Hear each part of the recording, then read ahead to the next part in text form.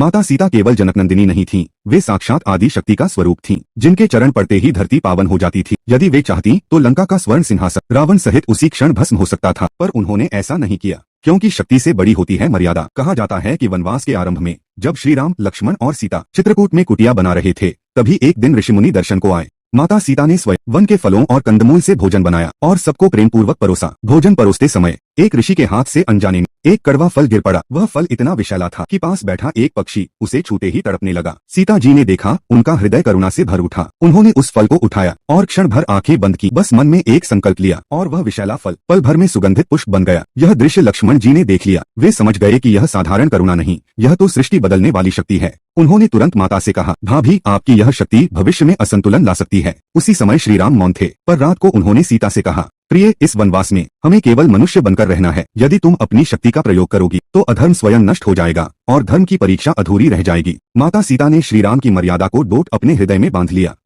उन्होंने वचन दिया, जब तक आप मेरे साथ हैं मैं अपनी शक्ति को मौन रखूंगी। और यही वचन बाद में रावण के अहंकार की ढाल बना। जब अशोक वाटिका में रावण उनके सामने खड़ा होता तो सीता चाहती तो उसकी लंका को राख कर सकती थीं, पर वे बस भूमि से एक तिनका उठाती, उसे देखती और अपनी अग्नि को डोट उसी तिनके में कैद कर लेती, क्योंकि उन्होंने शक्ति को नहीं मर्यादा को चुना था।